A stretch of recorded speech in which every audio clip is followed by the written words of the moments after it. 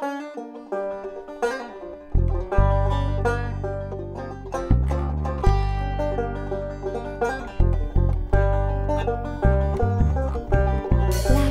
hatch, chiming up my window. Blackberries hatch, reaching with a thorn. My head though goes with the blackbird song. I must move on. We are the grandchildren of the witches you could not burn.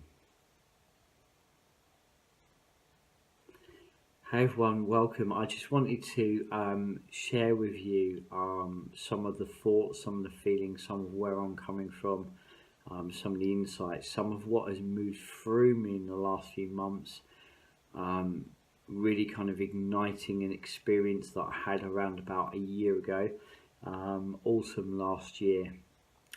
Some of you would have, if you follow me across my social media platforms, i.e. Instagram, Facebook, Spirit Meets Venture, and here on YouTube, there was an experience I shared. I will put a link to that video called Mark of the Witch, an experience I had last autumn. And as we go forwards, a lot more of what I'm sharing will kind of bolt together and make sense for you. But let me kind of read this to you. I shared the picture. It was a very powerful picture, and I actually had a little bit of an exchange this morning with the photographer.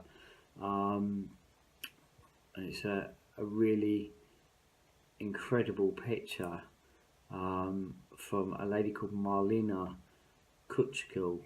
Hopefully I'm pronouncing that right, but Marlena's photograph, very, very powerful, and she's captured an image of a lady, a young woman, holding a banner saying on that banner, "We are the granddaughters of the witches you can burn."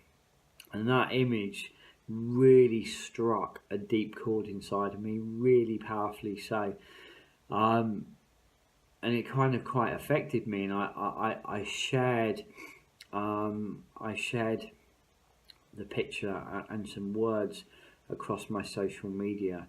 You know, Marlena captured a very powerful image that I believe will stir up a positive change. She's awakening a lot of feeling around this, and I wrote this, so I'm going to share it with you. You know, I was feeling really strongly about the message. You know, it come from deep inside of me. Some of what I'm going to share also is quotes and extracts from other people who have really spoken to my heart. For me, this might be one of the most important messages I've shared or ever share. Really take a time to listen to it. I also will put a link to the written blog as well, that you can find, and also the video there of my experience last autumn, so you get an understanding where I'm coming from. When I wrote this, my heart was full. You know, it was this feeling of kind of really kind of almost bursting, but at the same time there were tears streaming down my face. We are the granddaughters, we are the grandchildren of the witches you could not burn. Take a moment, everyone, and think about this for a while. It's a beautiful quote. Think about this. Our deepest fear is not that we're inadequate. Our deepest fear is that we are powerful beyond measure. It is our light, not our darkness, that most frightens us. Your playing small does not serve the world. There is nothing enlightened about shrinking so that other people won't feel insecure around you. We're all meant to shine as children do. It's not just in some of us, it's in everyone. And as we let our own light shine, we unconsciously give other people permission to do the same. As we are liberated from our own fear, our presence automatically liberates others. And let that just wash over you. That was from Marianne Deborah Williamson. Beautiful quote, but it's absolutely true. Our deepest fear is not that we're inadequate. Our deepest fear is that we're powerful beyond measure. Okay, I feel we're all born, okay, just within the quote, we're all born full of wonder. We're born full of magic. We have that sparkle in our eyes, you know, with our feet on the earth, yet our gaze out towards the stars. And on so many levels, we've become contained, restricted, and at some level we've become spellbound. But the truth is, we are magical beings with fire in our guts, within our heart, within our core, and love within our hearts. We can stand strong like the trees and gaze towards the stars. We're designed to live, okay? Live the big, bold life, full of wonderment and experience. The constructs of society, I believe, fear this the most. They cannot have people running around with magic in their hearts, and they've tamed us. At some level, they have enslaved us.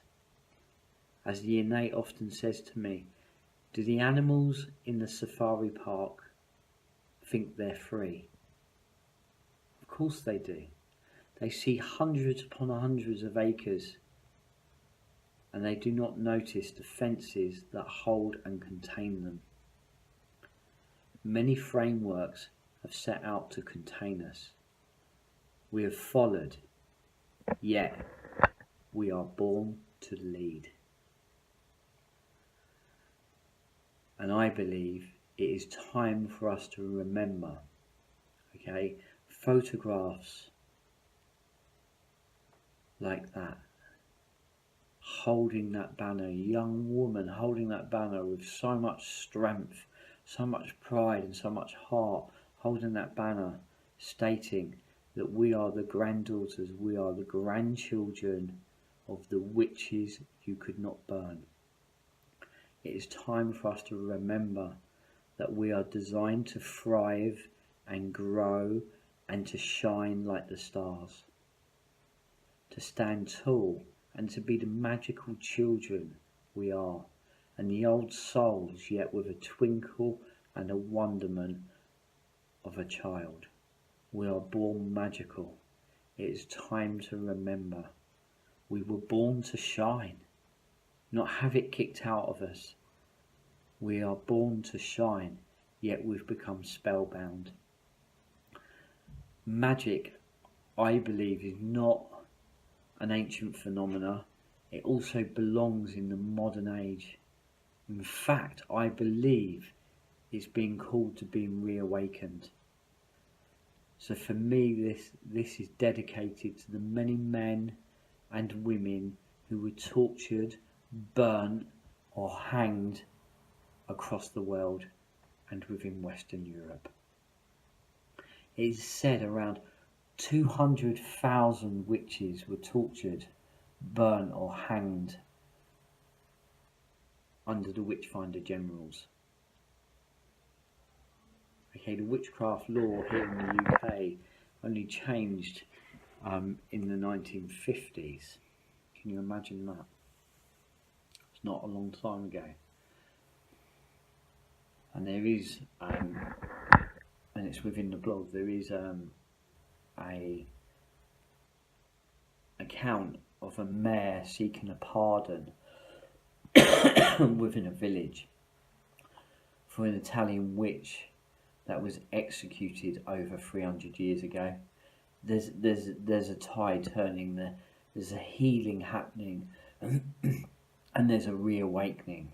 You know, I believe that there is a lot of old souls that are here right now that are going to initiate, nurture and heal and assist the generations into transforming, into reconnecting to what has heart, to the earth, and the environment and to each other. And that may be why there's this sense of there's a reawakening going on, and we've heard it, but I think we're living through it. I really do feel that, a lot of the work that I do is all about feet completely bolted to the ground in a grounded manner, and the innate has said to me that everything that we do has to grow corn, it has to have substance, it has to be real, it has to be tangible, and to affect the world around us in a greater and a better way. So for me to say this, I feel it with conviction, guys. I do believe there's a lot of old souls here that have come from those times, and as if we're remembering and we're reawakening, and I do not say that lightly. So those of you that are listening to this and you're moved by emotion, and you're touched by this at some level, you're remembering and you are reawakening. Okay, stand strong, stand tall. Okay, stand there with your feet firmly on the earth, gazing towards those stars. Stand there with that banner in your arms. Reclaim who and what you are. Okay. Now, the following, is from a man called Ben Ralston. He's beautiful beyond belief. He really touched me and affected me. You cannot change the past. That's what I'm talking about. You cannot change the past, but you can heal it. Yes, you can heal the past. And I'm telling you with my hand on my heart, Ben's words, with my knees on the ground and with every fibre of my being. Only by healing the past can we step into the present. I know this because I've tried many ways. Ben does advanced yoga. He studied healing methods, energy healing, this healing, that healing, martial arts and meditation. But in the end, it's their subconscious that F's us up, disempowers us, causes us to be victims, nothing else. Nothing else. So to clean the subconscious, it's very simple. Make it conscious. What Ben's saying is become aware of what you're really thinking and feeling. Become aware of it. Become conscious of it. Meet it. And what you'll find in the subconscious is a great deal of grief, rage, fear. Ultimately fear, and the roots of it, he believes, are ancestral. So we do it for them, and we heal for them as we heal ourselves. And believe me, please, because I've seen it many times, we also heal our children in the process. And we make it so that they do not need to carry such a burden as we have carried. What I'm saying is not new. The Native Americans say that every choice we make must be considered in the light of how it will affect our descendants 7 generations later. In the Bible, it's even written that the equality of the Father shall be visited upon the Son until the 3rd and 4th generation. And now we have a science, epigenetics, that has proven the fact that unresolved ancestral trauma is inherited. We are the sons and the daughters of the sons and daughters of the sons and daughters of the witches they could not burn. They hunted and tortured and burnt those wise women and men too. For over 700 years, they set about destroying systematically, village by village, all feminine wisdom from the world over, and they almost succeeded. Look at the state of the world today, the deep-rooted pain, the desperate attempts to control nature, manipulate the weather, and even conquer space and time. And yet, here we are, you and I, reading, writing, singing, shouting, We dance on this earth, and with every step we remember who we really are. We sit in circle and we share our hearts, and we remember that our hearts are the same. And as we remember, we build a new family, a new tribe, a new understanding between all of our relations.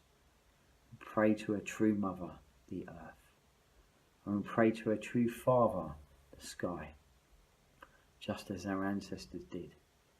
And with every tear we shed and with every step we take along this path, our ancestors support us. They stand behind us. I have seen this clearly. I know, me, Shane, I know that clearly. We've always known it would be a struggle to be born in this age. It takes guts and heart and fire in our blood. And that is what we are, because yes, we are. We are the sons and daughters of the sons and daughters of wisdom and courage and love. We are the sons and daughters of the wise ones that they could not catch.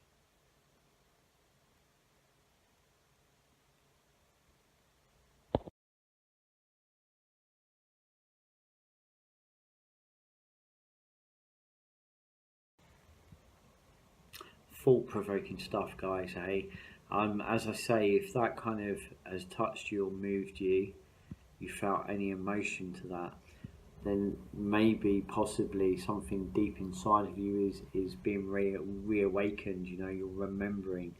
You know, if anything else, it's to remember to stand strong and tall and proud, and to not shrink back your light.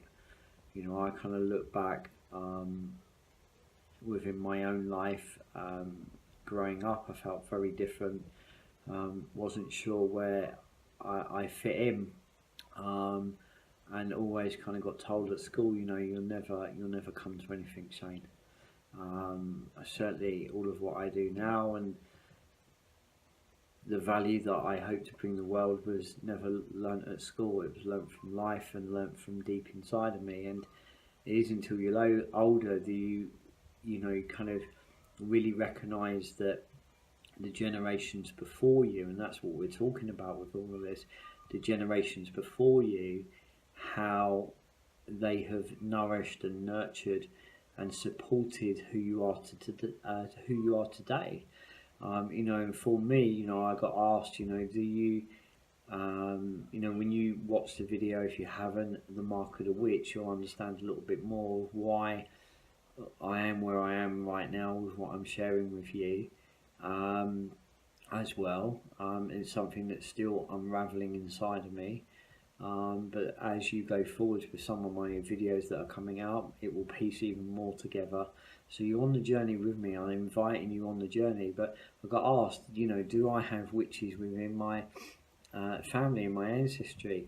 I have seers, most definitely, without a shadow of a doubt, and I'll explain something to you. And I've even got some of the kind of notes on that time, is that on my dad's side of the family, and even my mum's side, those of you that know my experiences when I was 7 years old, of waking up and there was a lady standing at the end of the bed, that was my mum's mum. And I saw very clearly in the experience I had around all of that. Very, very powerful. Now on my dad's side, my nan, bless her, my nan, my dad's mum, she would often say to my dad, if I ask, you know, as he was older, going through some of the challenges he went when we were kind of growing up, with raising three boys by himself, some of the challenges he went through, my nan would say to him, if I ask if you're okay, if you're not, don't tell me you are, because I feel it and it confuses me. Okay. Now there was a particular evening where she, if I remember rightly, and I am going to sit down with my dad, and maybe me and dad to do a video on this. I'd like to, really. I think it would be really good. But if I remember rightly, my nan woke up feeling as if she was suffocating. So she woke up feeling suffocating. There was this sense of darkness. There was this sense of children. There was this sense of screaming. And she woke up early in the morning. But also my great auntie Jean, so her sister, who lived a few doors up. You know, when I kind of look back at where they lived within that village, I can see the value of that environment, the value of where they were, and a few doors up, and she had been woken up during the night as well, and she had had an uncomfortable dream, and she said all she could feel was as if everything was closing in on her, and it was this dark feeling, this darkness closing in, and there was lots of movement. Well, a few hours later, it turned out the Aberfan disaster happened. Okay, so the Aberfan disaster, it happened on the 21st of October, okay, on 21st of October 1966, okay, and around about 9:15 a.m. in the morning, and what it was a catastrophic, tongue-tied, sorry, colliery spill, okay, of coal onto a school, okay. Huge amount of coal just spilled down off the mountain and absolutely went onto a school in Merthyr Tydfil. Let's see if we can get some more information up for you. It was a junior school, and it was 5 teachers and 109 children were killed in that school. And I will ask my dad a lot more, and we'll see if my dad can share with you